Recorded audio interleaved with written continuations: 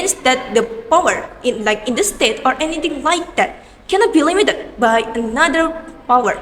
So like maybe like in the internal sovereignty one, so that the country cannot in the internal country that cannot interfere by another country.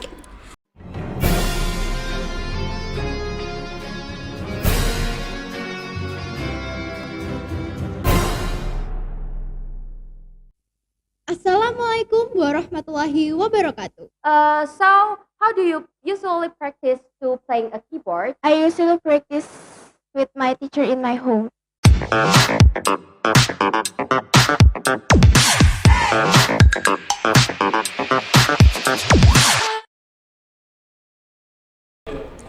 Assalamualaikum warahmatullahi wabarakatuh. Hello everyone, welcome back to MTSP channel, MTSP Choice. Credible, high quality, objective, integrity, construct amaliyah ahlus sunnah, excellent. So before we start our today's podcast, let's allow us to introduce ourselves. Hello, my name is Ibrahim Rifat from 9.6 and this is my partner. Hello, my name is Hanina Ramadhani. I'm from 9.62. So in this podcast, we will discuss about sovereignty, state of sovereignty. So Ibrahim, maybe could you explain about what is state sovereignty? The state sovereignty is the highest power of a state possessed by a country, which emerged at the same time as the founding of the country. The state sovereignty of Republic of Indonesia are covers on land, sea and air from Sabang until Merauke. And of course, the aim of state sovereignty is protect all of the Indonesian blood threats that occur in one Indonesia's regions. And it is not only the duties and responsibilities of Indonesian Armed Forces and Polri, but also Hankamrata system is moving to defend it. And state sovereignty has forms that are divided into two, namely internal sovereignty and external sovereignty. The first, internal sovereignty, is the highest power of a state to regulate all of its own functions without interference with other countries. So it means the state can be regulate mutual cooperation and negotiation without the other countries. And second is external sovereignty, is the highest power of a state to establish relations with other countries. Not only that, guys, sovereignty also has some basic characteristics. The sovereignty is a political concept that refers to this authoritarian supreme or dominant power. The characteristics of sovereignty include first, permanence. Sovereignty is a permanent and indestructible element in the state. So that means the power remains as long as the country remains standing even though the government has changed. The number two, exclusiveness. This power is just given for the one that exclusively to the state. The third one, indivisibility. The power cannot be divided among crowd, so just centered to one side in a country. The fourth one, lawmaking power. The sovereignty or the one who has power is the one that can make the laws. Maybe more like constitution, rules, or anything like that. So the one just who has power. The fifth one, that is pure or original. The one who has power is pure, so there's not another like her power. And the sixth one, unlimited. That means that the power in the state or anything like that cannot be limited by another power. So like maybe like in the internal sovereignty one, so that the country cannot in the internal country that cannot interfere by another country. Sovereignty also has had some multiple conflicting components and definition varying and anything like that throughout the history. So Ibrahim, maybe can you explain why state sovereignty is important for a country? Yeah, of course I can. So the reasons why state sovereignty is very important The first is state sovereignty is a symbol of highest power possessed by a country. The second, state sovereignty reflects the nation and self-esteem as a free and independent state. The third, state sovereignty is a proof that the country has a supreme power, even though that is limited in its territory of the country. The fourth, state sovereignty is means that build and facilitate the welfare and security of the people. And the last reason is state sovereignty is a basic right of every human being in the world. So that's why we have to maintain and protect the state sovereignty of the Republic of Indonesia. By the way, in the sovereignty also there are some kinds of theories we can find. There are first sovereignty of the God. According to the sovereignty of gods, the highest power is in a country comes from gods. So everything comes from God's teaching. In addition, the state's activities are based on the religious values. Namely the official state religion.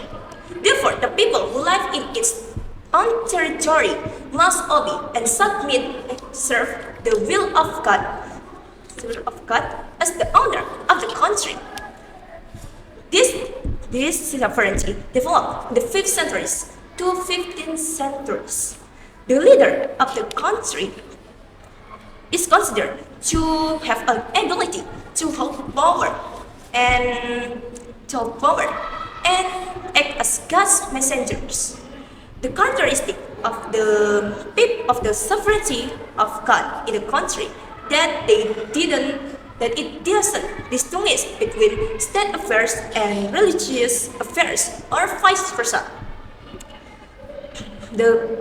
A country that adheres this understanding is known as theocracy country.